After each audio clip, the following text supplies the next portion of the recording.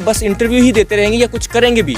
तो ये चीज़ जो कह रहे थे कि 10 साल की शादी हो जाती है, 12 साल की हो जाती है, 5 साल की हो जाती है, 4 साल की हो जाती है, पैदा होते ही हो जाती है, तो ये तो चीज़ सुप्रीम कोर्ट ने क्लियर कर दी। क्योंकि अभी तक तो ऐसी यूएसए में भी टेक्नोलॉजी नहीं आई जो एग्जैक्ट डेट बता दें। ये तो एक रफ असेसमेंट होती है कि जो मेडिकल है ये कानून के और मेडिकल रूल्स को फॉलो करते हुए उन तकाज़ों के मुताबिक होना चाहिए। लोग ये कह रहे हैं कि दुआ ज़हरा के जो वालिद हैं उन्होंने केस वापस ले लिया और ये केस ख़त्म हो गया। तो बेसिकली अगर वहाँ पे साल लग जाता है यही प्रूव करने में निकाह नामे में, तो तब तक तो बच्ची का एक बच्चा हो जाएगा।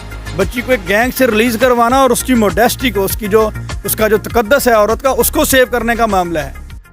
नाज़िम मुनज़्ज़म पाकिस्तान के साथ आज एक दफ़ा फिर फ़याज़ रामी साहब मौजूद हैं। सुप्रीम कोर्ट का जो कल फ़ैसला हुआ और उस फ़ैसले के बाद फ़याज़ रामी साहब से गुफ्तगू करते हैं। लाहौर से ये केस को देख रहे हैं पहले दिन से। दुआ ज़हरा के लिए, दुआ ज़हरा के वालिद के लिए आवाज़ उठा रहे हैं, हक़ की आवाज़ उठा रहे हैं, हक़ के लिए लड़ रहे हैं। कुछ लोग इनको बुरा भी कह रहे हैं, कुछ लोग इनको बड़े अजीब अजीब नामों से भी मुखातिब कर रहे हैं। इनसे पूछते हैं कि आखिर केस की नौयत क्या होगी। और साथ ही साथ फ़याज़ साहब आपसे मैं बड़ा सख्त सवाल करने वाला हूँ आज। वो सवाल ये है कि अवाम अब आपको ये कह रही है कि आप बस इंटरव्यू ही देते रहेंगे या कुछ करेंगे भी। इसका जवाब सबसे पहले दें कि ये क्या बात है। देखें, जो लोग ये कह रहे हैं कि हम इंटरव्यू देते रहें कुछ करेंगे, तो मैंने उनको ये बताया है, मैं उनको ये कहना चाहूँगा कि हमने एक आईजी सिंध को तब्दील करवाया। ये बच्ची जो पूरे पाकिस्तान में रिकवर नहीं हो रही थी, इसको 164 का स्टेटमेंट होने के बाद असगर को अरेस्ट करवाया, कारी गुलाम मुस्तफ़ा को अरेस्ट करवाया जो अभी भी जेल में है, 25 मुलजमान अरेस्ट करवाए और इस बच्ची को सिंध लेकर गए। वहाँ पे जाके चीज़ें जिस तरीके से टेक्निकली मैनेज हुई वो भी सब लोगों ने देखा।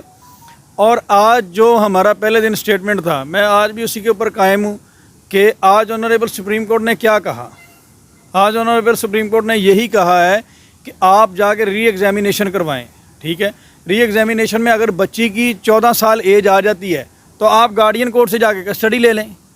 तो यही तो हम कह रहे हैं कि बच्ची 14 साल की है, उसकी कस्टडी गार्डियन को मिलनी चाहिए। मतलब सुप्रीम कोर्ट ने आज कह दिया है कि 14 साल की बच्ची एप्लीकेबल नहीं है, वो माइनर होती है। डेफिनेटली। और क्या कहा सुप्रीम कोर्ट ने? उन्होंने कहा जाएं आप मेडिकल करवाएं, अगर बच्ची 14 साल की आ जाती है तो आप उसकी कस्टडी जाके क्लेम करें और उसका जो स्टेटमेंट होगा वो गार्डियन के बेहाफ पे होता है, उसका स्टेटमेंट गार्डियन देता है। और ये चीज़ उन्होंने बता दिया और साथ रास्ता भी बता दिया कि आप सुप्रीम कोर्ट गार्डियन कोर्ट से जाकर कस्टडी ले सकते हैं। तो ये चीज़ जो कह रहे थे कि 10 साल की शादी हो जाती है, 12 साल की हो जाती है, 5 साल की हो जाती है, 4 साल की हो जाती है, पैदा होते ही हो जाती है, तो ये तो चीज़ सुप्रीम कोर्ट ने क्लियर कर दी कि 14 साल की अगर आती है तो उसकी कस्टडी किसको मिलेगी? वालिदैन को। और यही हम कह रहे हैं कि हमारे पास ओरिजिनल डॉक्यूमेंट्स हैं। अनफॉर्चुनेटली हमारे ओरिजिनल डॉक्यूमेंट्स को नहीं देखा गया और हमें एक री एग्जामिनेशन करवाने के लिए कह दिया। लेकिन ऑनरेबल सुप्रीम कोर्ट का ऑर्डर है, हम उसको एक्सेप्ट करते हैं और हम साथ ही ये डिमांड करते हैं कि बिल्कुल हम एक्सेप्ट करते हैं, लेकिन ये जो मेडिकल है ये कानून के और मेडिकल रूल्स को फॉलो करते हुए उन तकाज़ों के मुताबिक होना चाहिए। हमें सिंध पुलिस का, अगर मैं अपना पर्सनल ओपिनियन दूं, मुझे सिंध गवर्नमेंट के ऊपर बिल्कुल बिलीव नहीं है। मुझे सिंध हेल्थ डिपार्टमेंट से बिल्कुल ट्रस्ट नहीं है। वहाँ उनके पास कोई इतना एक्सपर्ट एंडोक्राइनोलॉजिस्ट डॉक्टर नहीं है जो एग्जैक्ट डेट उसकी एज बता सके। तो इसमें या तो ऑनरेबल सुप्रीम कोर्ट का एक एक्सपर्ट बोर्ड जो है वो बनाना चाहिए था, जिसमें बेशक पूरे पाकिस्तान में से एक्सपर्ट डॉक्टर्स लिए जाते 4-5, जिनकी एक टीम बनती और वो इसका ट्रांसपेरेंट तरीके से इसको मेरिट को इंश्योर करवाती ताकि चीज़ें क्लियर हो सकें, वाज़ह हो सकें मज़ीद।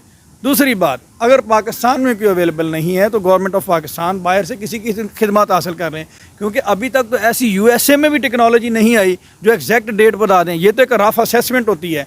और अगर ये सिंध से आप करवाएंगे तो जैसे पहले एक 5वीं क्लास डॉक्टर ने पास किया तो जो सस्पेंड हो गए आधे घंटे में करके और सारे मेडिकली रूल्स को इग्नोर करके उन्होंने मीडिया पे फैला दी कि जाएं आप दिखा दें और कॉन्फिडेंशियल डॉक्यूमेंट को लीक कर दिया। तो ये तो सारी चीज़ें देखें, हम इस चीज़ के लिए कह रहे हैं कि ट्रांसपेरेंट तरीके से होना चाहिए।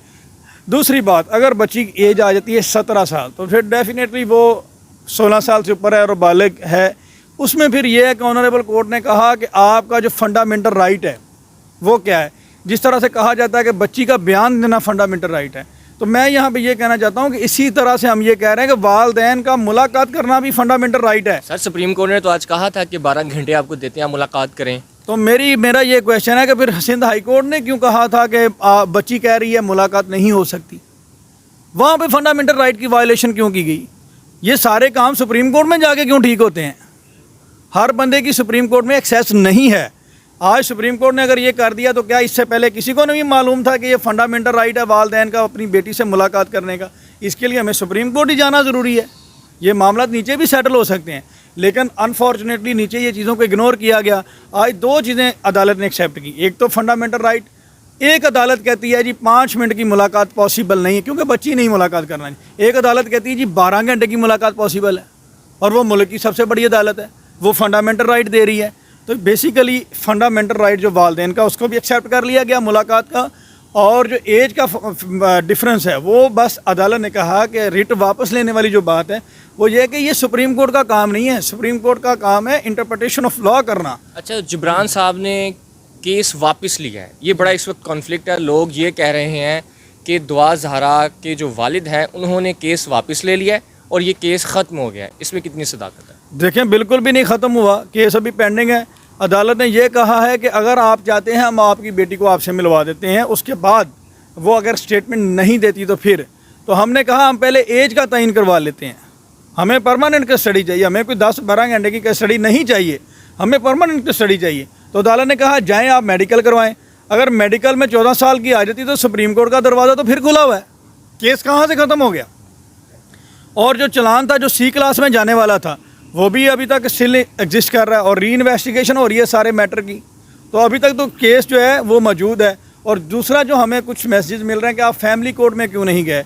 आप ये सारी चीज़ों का, बीइंग अ लॉयर, मैं एक प्रोफेशनल वकील हूँ और मैं ये तो नहीं कहता कि मुझे बहुत ज़्यादा अच्छी इंग्लिश आती है, जब बहुत ज़्यादा मुझे अच्छी उर्दू आती है, बेशक वो मुझे ना आती हो, लेकिन मुझे लॉ आता है, उसका मुझे पता है। और ये मैं अल्लाह, ये इसमें कोई गरूर वाली बात नहीं है, ये शुक्र वाली बात है। इसमें मैं अल्लाह का शुक्र अदा करता हूँ कि इसमें मुझे ग्रिप है जितना अल्लाह ने मुझे शऊर दिया। और वो मैं जानता हूँ कि अगर ट्रायल कोर्ट में हम जाते हैं या फैमिली कोर्ट में जाते हैं तो ये एक जस्टिस डिलेड जस्टिस डिनाइड, अगर इंसाफ में तख़ीर होती है तो इसका मतलब इनकार है। तो बेसिकली अगर वहाँ पे साल लग जाता है यही प्रूव करने में, निकाह नामे में, तो तब तक तो बच्ची का एक बच्चा हो जाएगा। बताएं, तो फिर ट्रायल कोर्ट में और उसमें जाने का क्या फ़ायदा।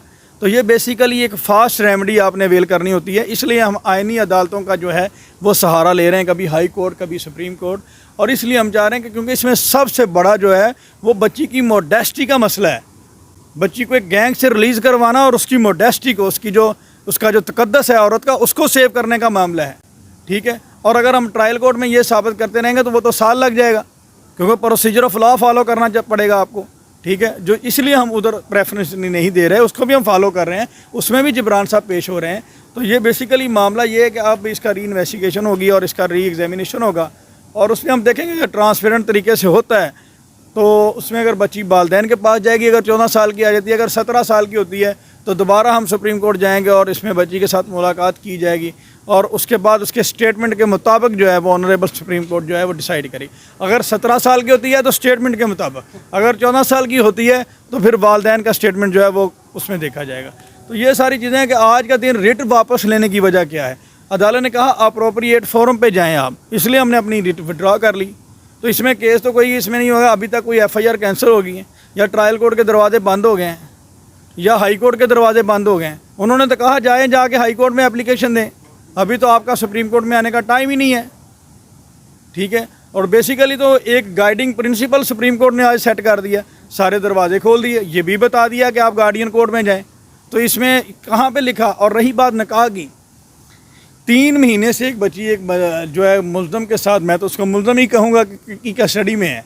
अब अदालत के पास ऐसा कौन सा फार्मूला है कि उसको इलीगल डिक्लेयर कर दे, उसको निकाह में, उसका एक प्रॉपर प्रोसीजर है। इसलिए सुप्रीम कोर्ट ने कहा कि हम कैसे कर दें, ये हमारा काम तो नहीं है, हमारा काम तो आइन की तशरीह करना है।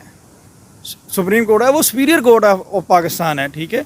तो इसमें ये चीज़ें, इसलिए उन्होंने हमें जो अप्रोप्रिएट फोरम है, फैमिली कोर्ट और गार्डियन कोर्ट और दीगर इस तरह की चीज़ें जो गाइडिंग प्रिंसिपल हैं, उनके साथ ये ऑब्जर्वेशन देते हुए ये रिट जो है वो हमने विड्रा कर ली है।